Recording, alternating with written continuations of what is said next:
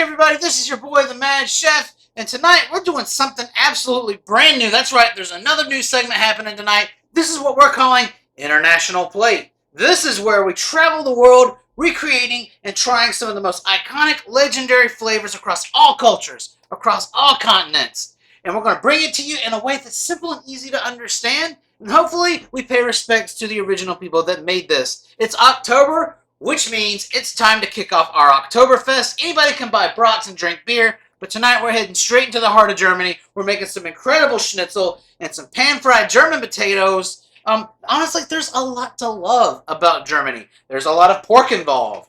There's potatoes involved, two of my favorite things right there. Plus, there should be lots of beer involved, but I have to work in the morning, so no beer for me tonight, but there should be plenty for you. And honestly, a lot of my favorite bands, a lot of my favorite music comes out of Germany. And honestly, one of my friends that watches this channel is from Germany. Octoberfest. If I do a good job with this video, please let me know, being that you're from Germany.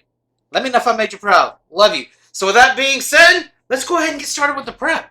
And today we're going for a pork schnitzel, otherwise referred to in Germany as a Schweineschnitzel, and it's the most common type found in America.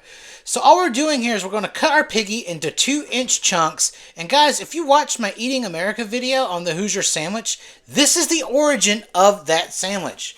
So once we've cut all of our nice piggy into 2-inch chunkers, we're going to go ahead and toss them into the Ziploc bag, and you know what's going to happen next. We are going to beat our meat. Now traditionally, a German schnitzel is very thin. So what we're going to be shooting for is a thin piece of meat of about 1/4 of an inch thick, and then we're going to continue this process until we thoroughly pounded all of our little porkers into some nice thin sheets.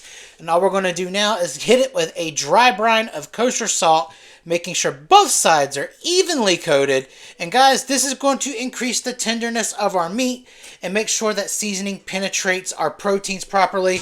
But because the tenderloin is a very tender cut of meat already, we are going to just let this dry brine for a maximum of 30 minutes. We don't want to do that for any longer, otherwise it can just turn to mush and fall apart. We don't want that. And while we got that dry brining, let's go ahead and work on our potatoes.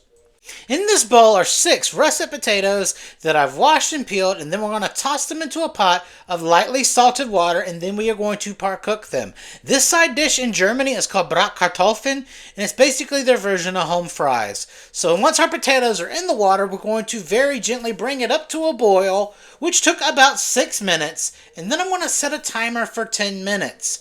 Ideally, we want a tender exterior, but once we put the fork through it, that center should be very firm, almost hard. If it's soft all the way through, you've made mashed potatoes and you can't save it.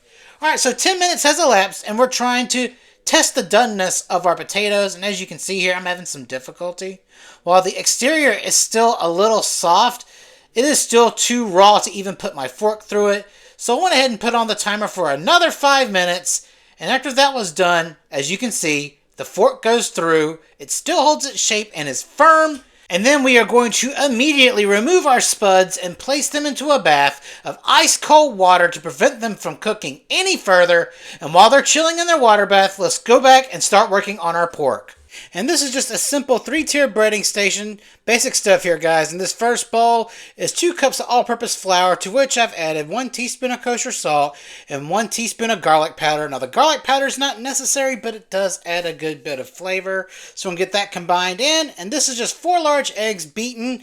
And this is just 3 cups of breadcrumbs, regular breadcrumbs, to which I've added half of our remaining salt, and then just some fresh cracked pepper. I'm going light with the seasoning here, guys, because pork is already naturally salty, and we did a dry brine on these.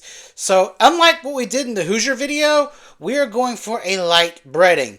So the process here is the same. First into the seasoned flour, then into the egg wash, and then gently burying it and making sure we cover it with those seasoned breadcrumbs. Again, we don't want any bald spots, but we don't want a thick crust either. Something that looks like this. So we're going to repeat the process for all of our beautiful schnitzel. And we're going to put those to the side for just a minute so we can refocus on our fully cooled potatoes.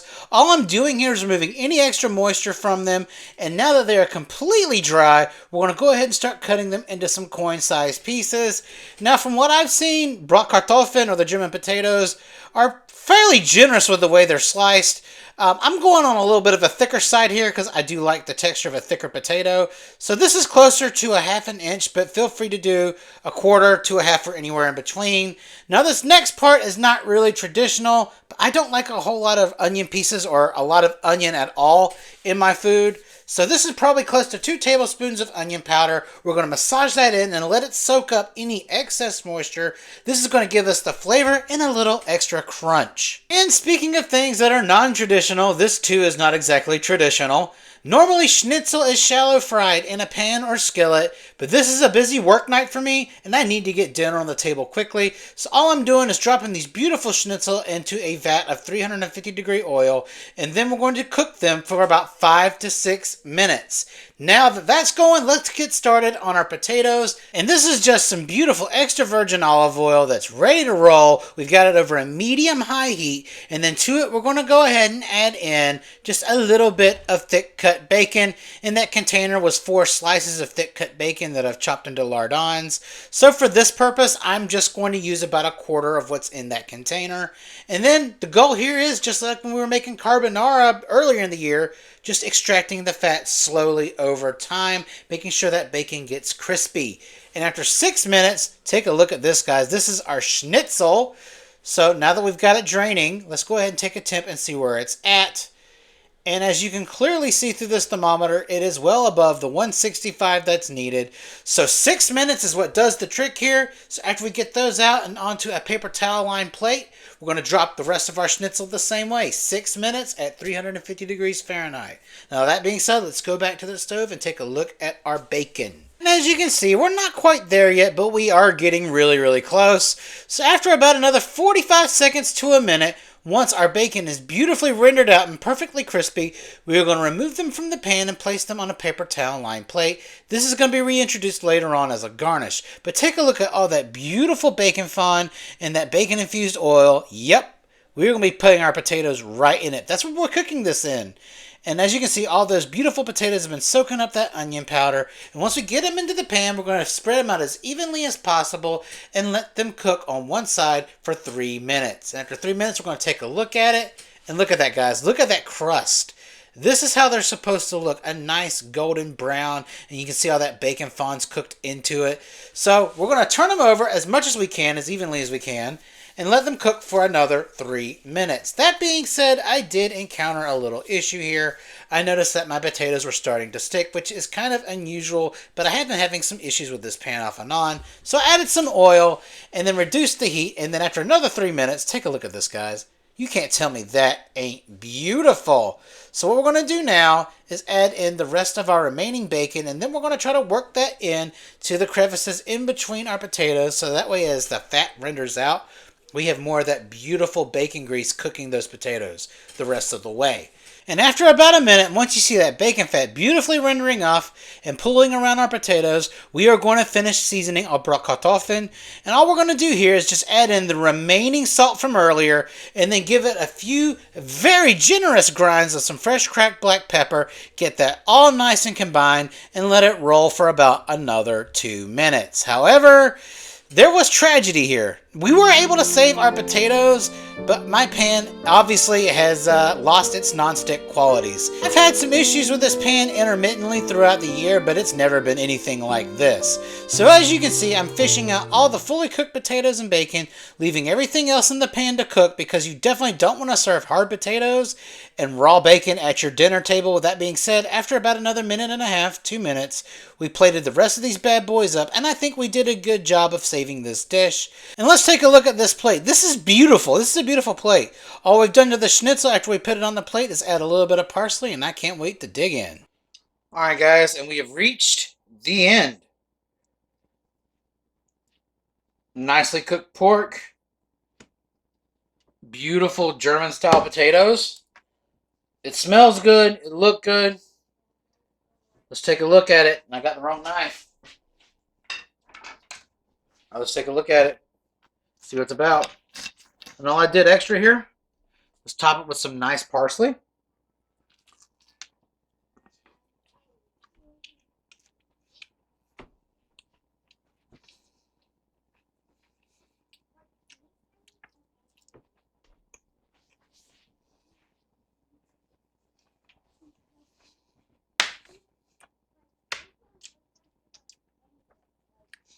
Y'all remember that Eating America when we did the Hoosier sandwich for Indiana or Illinois?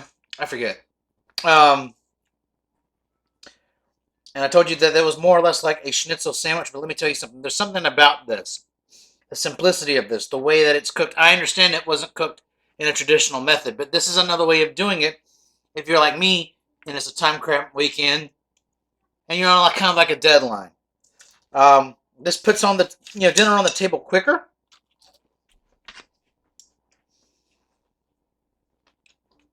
You still get the crunch, the juice. There's something beautiful about simplicity. German fried potatoes.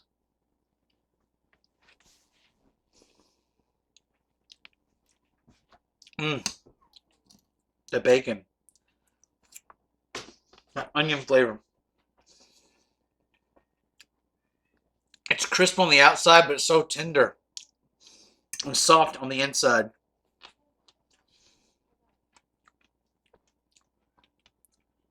Hands down, this beats beer and brats.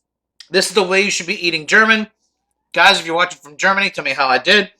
I know I did some things kind of against traditional methods, but I think the flavors are where they're supposed to be. Until next time, if you like stuff like this, or if you learn anything, don't forget to like, share, and subscribe. If there is a destination across this great, beautiful globe you would like me to visit and a dish that you would like to see me do here, just comment them below and we'll try to get to all of it. This is going to be an ongoing series, guys. Any suggestions are welcome. We'll go around the world for it. We'll try to make it right, and we'll try to do it the best way it's ever been done on YouTube. Until next time, I love you guys, and I'll see you in the next video.